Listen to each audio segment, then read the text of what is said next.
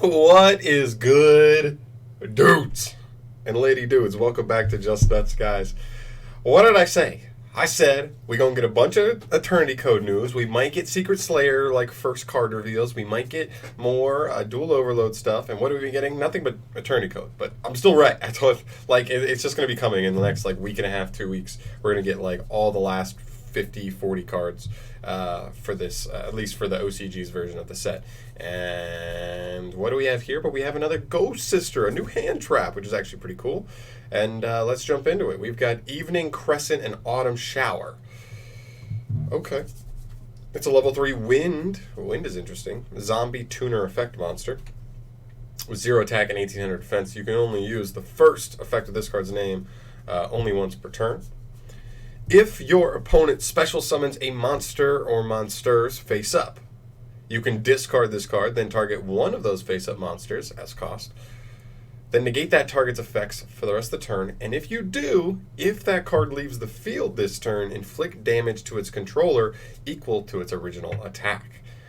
Now, this card's really interesting, because it like when you put it down to its like simplest core elements, it's like Valor and Impermanence, right? You're just discarding a card to negate a monster's effects. Okay. But it can't be used as freely as Valor and Impermanence. They do not need to directly respond to an activation or to like anything, to like a summon or an activation. Whereas this card has to directly respond to a summon of something, which can end up with like some very specific situations where this isn't as good as those cards.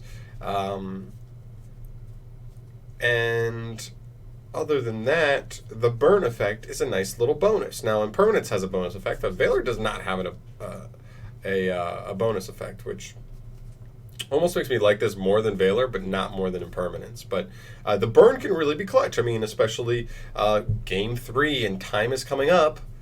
Like, you do this, and your opponent may be looking at a situation where they're like, I have to send this card to the graveyard, because if I don't, like, I'm already at a spot where, like, I need to send this. I need to like link off this card. Otherwise, he just like beats over me for game anyway.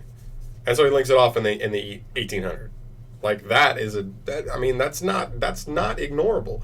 And maybe in something like Trickstar's, if like I know some people wish that Trickstar Lightsaber would go back to 3. If it goes back to 3, like that it becomes more playable. A deck like that can just get wins out of burning. This can be the extra like addition of burn that can like get somebody there and seal up wins that otherwise wouldn't have been in one shorter of a turn and just help out there. So it's an interesting card. I would probably say it might be better than Valor.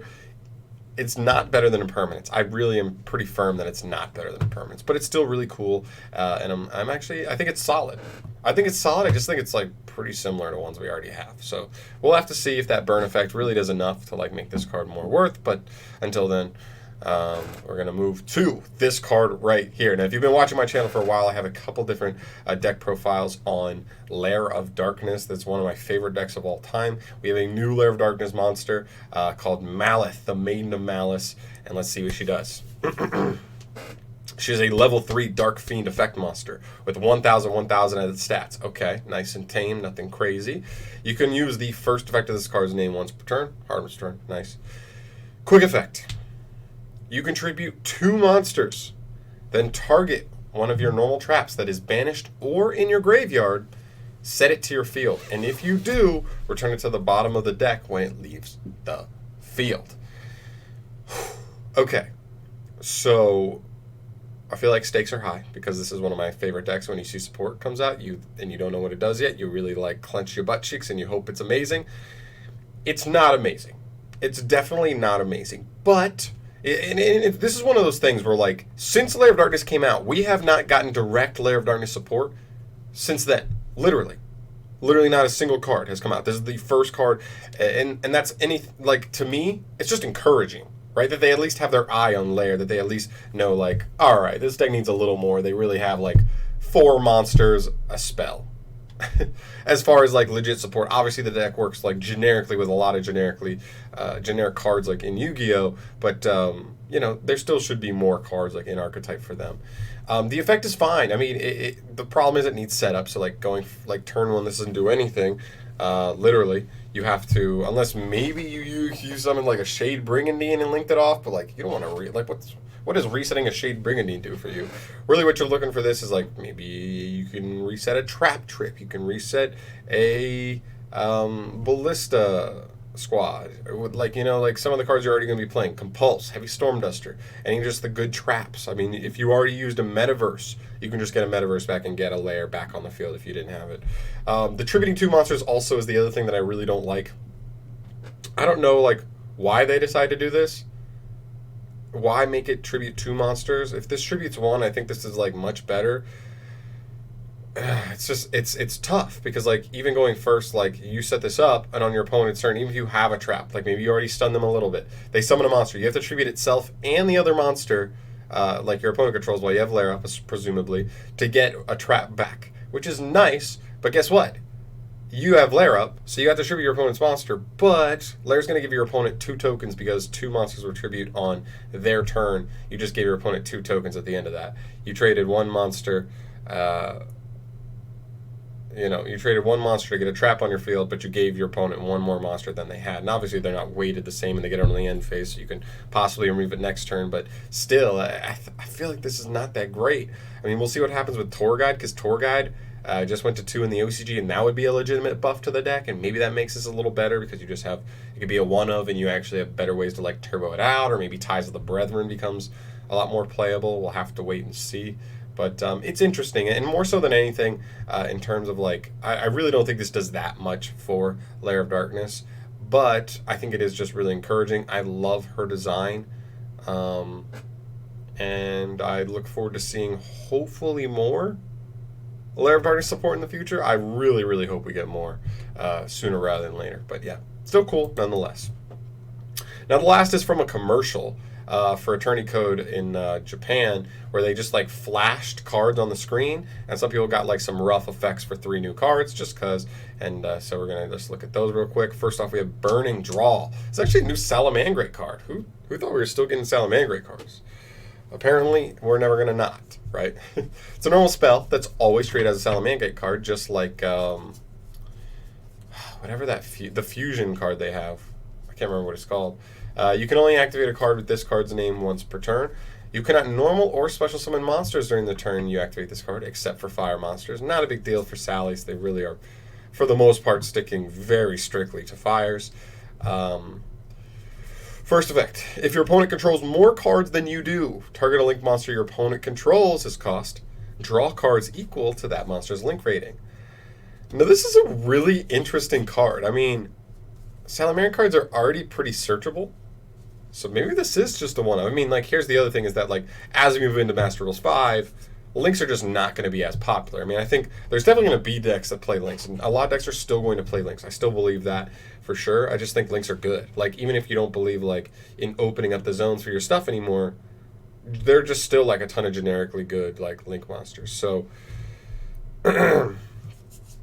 the problem is you still rely on your opponent to summon a link monster. Maybe it's a side deck card that you just side in that can just be like a huge power card in terms of resources. Like, you know you're playing against a link deck. It's a deck that likes to put up like a link 3 or 4, and you're able to just draw. Problem, and the other thing is, like, if your opponent doesn't have at least a link 2, this does nothing. Like, if your opponent has like a link Karibo, like drawing 1, like this being Upstart Goblin is not worth it. Like, you know what I mean? Like, that's pretty bad. But it's interesting. I don't know. It is searchable.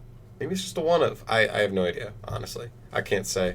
And with the format changing, it's going to be hard for this card to be reliable. Maybe it's side deck. I don't know. Next, we have Goki, the Power Load Ogre. More Goki stuff. We have an Earth Warrior. It's another Link 4 Goki with 2800 attack at points bottom left, bottom right, and right. So 3 down arrows and a side arrow, which are very good arrows. Takes any 2+ warrior monsters. Ooh, most Goki stuff takes Gokis, I believe, right? So this is more generic. You can use the 3rd effect of this card once per turn. First effect, this card gains 2,000 attack, or 200 attack, sorry, times the combined link ratings of link monsters you control. That does not say that it discludes himself, so if it doesn't disclude himself, he's at least 3,600. Okay, that's a thing. Second effect, this link summon card is unaffected by other card effects. Whoa, what? That's actually so strong. What?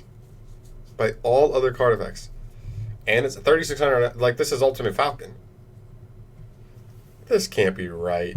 And the third effect, you contribute 1 Goki Link monster, then target cards on the field up to its Link rating as cost. Destroy them. That does not exclude himself.